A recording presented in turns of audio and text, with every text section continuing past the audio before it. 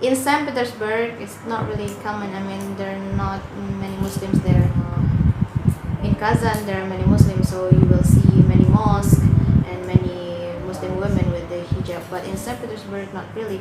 I went to the mosque like maybe once, twice, or three times a week. No, a month.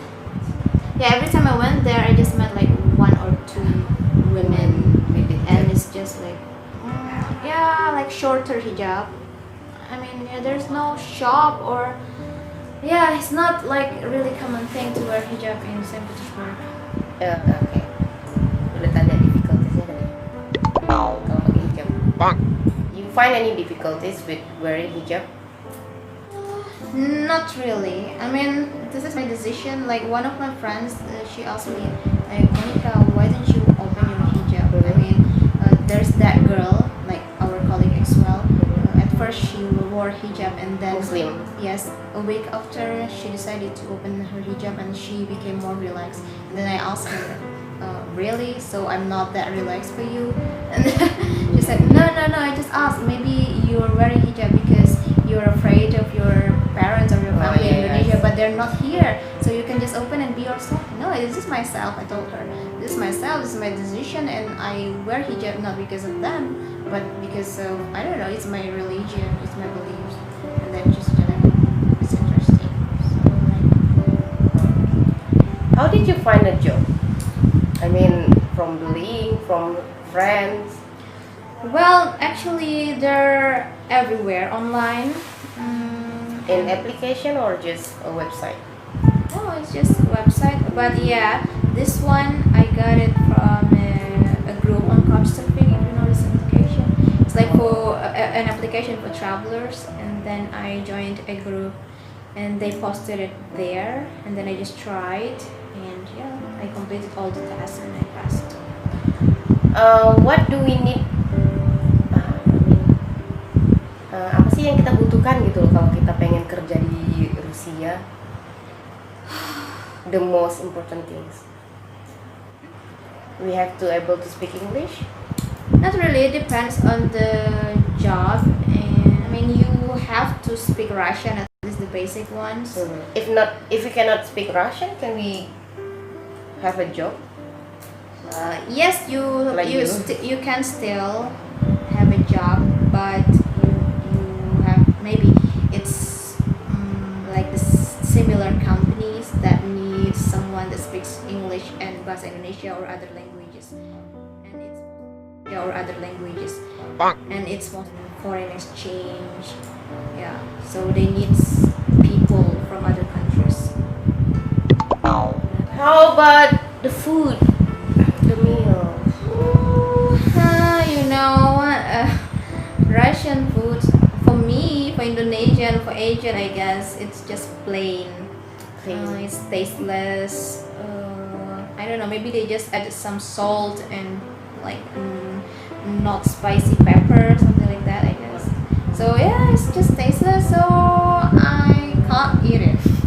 You can't eat it. Yeah, but there are many restaurants, I mean Asian restaurant, Indian restaurants, and they're like they have good foods, tasty ones, spicy. So yeah, I went to the restaurants like once a week for sure, or delivery foods, or I just eat junk foods like KFC, Maggi, Burger King. Yeah. Is it difficult to find halal food over there? Well, it's quite difficult in Peter, St. Petersburg. Is it the center of the Russian or what? The St. Petersburg. No, Moscow is the capital city, and St. Petersburg is the second largest city or biggest city, the second one after Moscow. But near the mosque, we have the Blue Mosque in St. Petersburg. So near the mosque, there is a shop, like halal shop, so you can shop there. And yeah, but for other foods, I didn't really find the halal labels. So you still eat it? So far, I only found one, and it was like only on the instant noodles, and it was like the cheapest instant noodle with the label. How much? instant noodle in Russia in December? Well, the cheapest one, the one with this label, halal label, it was, I don't know, it was not even 100. 100,000. 100 rubles.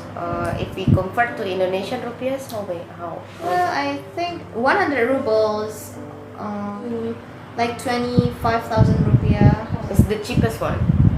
No, the cheapest noodle is not even 100 rubles, so maybe okay. around 20,000. So the one that I usually bought, it was maybe 150 or 200, so like 50,000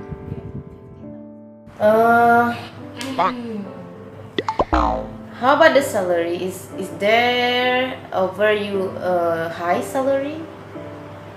Well, it's quite high for me. I mean, if I was in Indonesia, then Yeah. I needed to be a manager. Because in Indonesia, you put the how to say limit is 10 million, right? No, it was 7. 7. Okay, is that more than 20 million Well, in rupiah? yeah, it's around that. Wow. How about the apa namanya daily life kalau biayanya Living expense. living expense. How is the living expense in a month? In St. Petersburg, it's like maybe the expensive ones are for the rent. I mean, house rent or Mhm. apartment. Per Yes. month? Yeah, it was around, let's say, 15,000 rubles. 15,000 rubles per month. So, yeah, for the food, For the food? transportation, extra, it was quite cheap. So you can save quite much money if you save money. What is you spend Ramadan in Russia, right? Yeah. So how was it? It was crazy. How many hours? Again, it's St. Petersburg. Why St. is it Petersburg different? different because if you read the history of St. Petersburg, it's quite sad. Why? Because it was like, I don't know, it's not a river, but it was like, let's say it's a forest. No, it's not a forest, but I forgot the word of that. Let's say it was a forest. Mhm. It was all the forest, and then Peter the Great, he really wanted to build a city that the buildings and everything's European like, you know. So that's why St. Petersburg is like really European. And then they built it like, yeah, I mean, of course, years ago. I mean, hundreds of thousands of years ago. Yes, but like it was Actually, quite our sad. You city- need to read it because I mean, yeah. our city is for the first time maybe the forest also. What is the No, sad thing? the sad thing is, I think I couldn't say it here because it's like quite political. I It's see. yeah, it's Maybe you can it read. involves Yeah, you can read the Ukrainian. history. Yeah, you need to read it. And then tadi tanya apa sih? So Oh, yeah, Ramadan. in St. Petersburg, many people say, or many people think that because of that dark history, Peter is always sad, or always rain, or always cold. Even though it's summer, for example, in Moscow it's already 30 degrees, but in Peter it's always 20, or it's always raining, and it's always unpredictable. So yeah, because of this dark history. So also we have White Night. It's also in St. Petersburg. White Night? And White Night is always in the beginning of summer when it's Ramadan. White White night. night. Why is it called white night? Because it's like it's the sun sets around 11 p.m. Sunset. Yeah, and 11. it rises again around 1:30 or 2. Wow. So yeah, 3 hours? The dark is it's only 2 or 2.5 hours Wow. every day. So it during means this that night. So yeah, that's why Ramadan is always on White Night. always Yeah. in white night. So you yeah, have at first I will like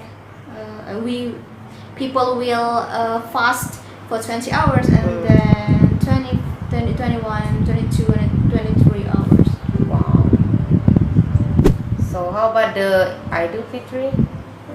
Well, I didn't experience Eid al-Fitri in Peter because I was on vacation in Ukraine.